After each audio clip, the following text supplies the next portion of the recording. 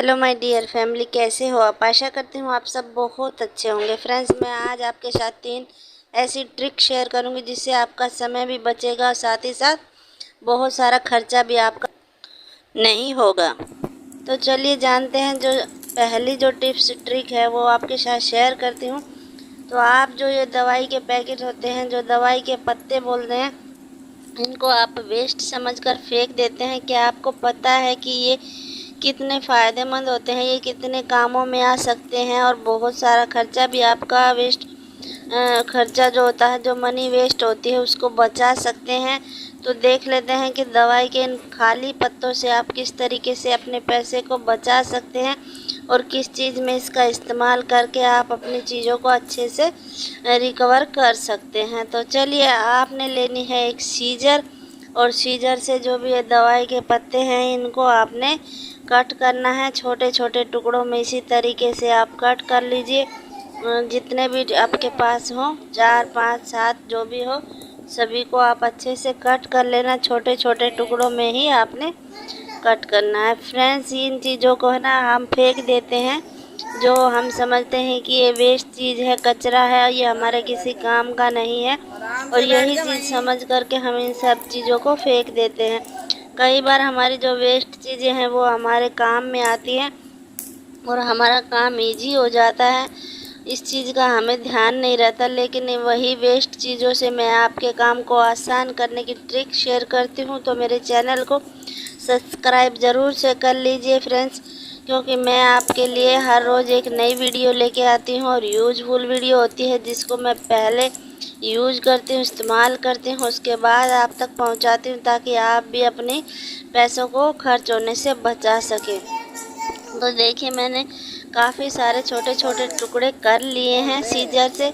आपने भी इसी तरीके से टुकड़े कर लेने हैं। मैंने सारी ही दवाइयों के पत्तों के टुकड़े कर लिए हैं कैंची से काट करके। अब देखते हैं क्या इसका इस्तेमाल किस तरीके से आपको करना है। आपने देखा होगा कि सभी के घरों में चॉपर होता है, जिससे हम सब्जियां कट करते हैं। हर किसी के घर में, कभी किसी के घर में किसी तरीके का होता है, लेकिन जब हम चॉपर लेते हैं तो इनका ब्लेड जो है ना बहुत अच्छे से काम करता है, अच्छे से वर्क करता है। लेकिन कुछ समय बाद आप देखेंगे ये ब्लेड काम करना बंद हो जाते हैं और हमें इन्हें मार्केट ले जाके पैसा वेस्ट करके इन्हें हमने फिर से शार्प बनवाना पड़ता है और हमें बहुत सारा पैसा भी देना पड़ता है। लेकिन अगर आपके पास इस तरीके का चॉपर है और आपके ब्लेड भी मिक्सी हो या फिर ये चॉपर हो, उसके अंदर आपने इन टुकड़ों को डाल देना है और डाल करके आपने इसे चलाना है। जिस तरीके से आप सब्जियां कट करते हैं उसी तरीके से आपने अपने चॉपर को चलाना है। चॉपर है या फिर है आपके पास ग्राइंडर, मिक्सी, जो भी है आपके पास, उसके अंदर आपने डालना है और उसके 3 से 4 मिनट या 5 से 7 मिनट भी आप कर सकते हैं।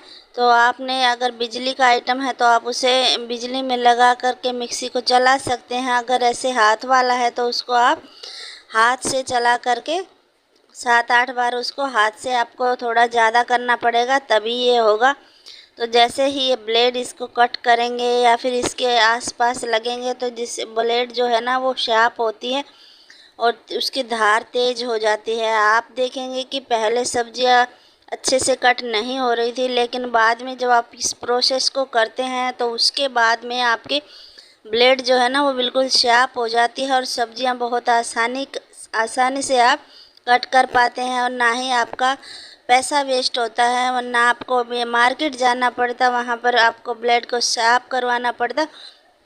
ये काम आप अपने घर पर करके देखिए, बहुत अच्छे से काम करती है ये ट्रिक। तो आप एक बार इसको आजमा के देखिए, करके देखिए, और आपको कैसी लगी मुझे कमेंट में ज़रूर से बताइए। तो चलिए बढ़ते हैं दूसरी टिप के बारे में, जो कि आपके लिए बहुत फ़ायदेमंद है। देख लेते हैं। देखिए फ्रेंड्स, हम जो लेडीज़ लोग होते हैं वो घर पर किचन में बहुत ज़्यादा समय हमारा रहता है, किचन में काम करते हैं। कई बार कुकर का हम बहुत ज़्यादा इस्तेमाल करते हैं सब्जियां, खाना, चावल बनाने में। कई बार क्या होता है कि कुकर जो होता है ना वो अच्छे से प्रेशर नहीं बना पाता, उसकी जो ये लिड होती है, ये रबड़ होती है, ये बिल्कुल लूज हो जाती है ये बहुत जल्दी लूज होती है, क्योंकि ये इसको बार बार गर्म होती है तो ये लूज हो जाती है और ये अच्छे से प्रेशर नहीं बना पाती। तो आपको इसके लिए क्या करना है, आपने साथ ही साथ नई रबड़ नहीं खरीदनी है। कुछ समय आप इस चीज़ का इस्तेमाल कीजिए, इस ट्रिक का इस्तेमाल कीजिए, आप देखेंगे आपका जो कुकर है वो अच्छे से प्रेशर बनाएगा, अच्छे से काम करेगा। आपने करना क्या है, आपने जो ये लीड है इसको लेना है, फेंकना नहीं है फ्रेंड्स, क्योंकि आप इसे वेस्ट समझ लेते हैं कि ये ख़राब हो गई है, अब कुकर अच्छे से काम नहीं कर रहा है तो इसको फेंक देते हैं और आप नई ले आते हैं। तो ऐसा आपको नहीं करना है, आपने पहले इसी का इस्तेमाल करना है। आपने इस रबड़ को लेना है और आपका जो फ्रिज है उसके अंदर जहाँ पर बर्फ़ जमती है वहाँ पर आपने इस रबड़ को रख देना है। आप देखेंगे 5 से 7 मिनट आप वहाँ पर रख दीजिए। रबड़ आपकी जो है ना टाइट हो जाएगी और अच्छे से प्रेशर बनाने लगेगी, आप आराम से खाना बना पाएंगे। फ्रेंड्स, इस तरीके से आप इस ट्रिक को अपना सकते हैं, बहुत फ़ायदा करने वाली है। चलिए जानते हैं नंबर 3 टिप्स। टिप्स जो है नंबर 3 बहुत ही अच्छी है, बहुत काम आने वाली है। देखिए, ये आलू आप सभी के घरों में होता है, जो कि हम खाने में यूज करते हैं, बहुत सारी डिशेस बनाते हैं, लेकिन क्या आपको पता है कि ये आलू आपकी बहुत सारी बिजली को खर्च होने से बचा सकता है, आपका जो बिल है उसको कम कर सकता है। क्या इस चीज़ का आपको पता था? अगर पता था तो मुझे कमेंट में ज़रूर से बताइए।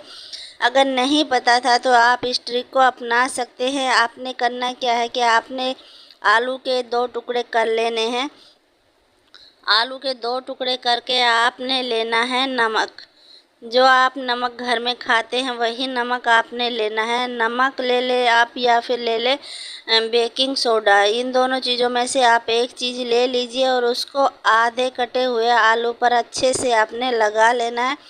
यानी 1 चम्मच, आधी चम्मच जितना भी आलू के ऊपरी हिस्से पे आता है उसी तरीके से आप लगा लीजिए।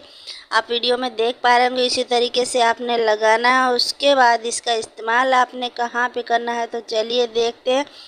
आपने चलना है अपने फ्रिज के अंदर, जहाँ पर आपके फ्रिज में बर्फ़ जमती है वहाँ पर पहाड़ बन जाते हैं इस तरीके से।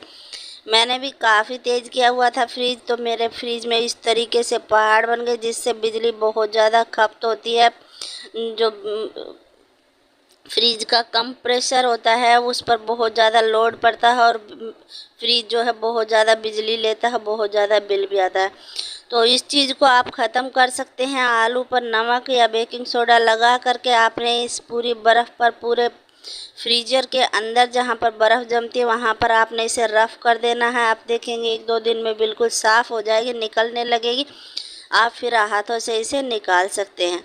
फ्रेंड्स, ये एक खाने में आने वाला छोटा सा आलू आपका बहुत ज़्यादा काम कर सकता है, बहुत पैसा बचा सकता है, बिजली की खपत भी नहीं होगी ज़्यादा, आपका पैसा वेस्ट भी नहीं होगा और आराम से काम भी हो जाएगा। तो इस ट्रिक को आप ज़रूर से अपनाइए, एक बार करके देखिए, ये बहुत काम आने वाली चीज़ है। और फिर उसके बाद आपके फ्रिज में जो है ना बर्फ़ ज़्यादा नहीं जमेगी, अगर हफ्ते में इसका इस्तेमाल आप करते रहेंगे। फ्रेंड्स, तीनों टिप्स में से आपको कौन सी टिप्स ज़्यादा पसंद आई है तो मुझे कमेंट में ज़रूर बताएं। मिलते हैं ऐसी ही यूज़फुल टिप्स के साथ, तब तक के लिए चिल देन, बाय बाय।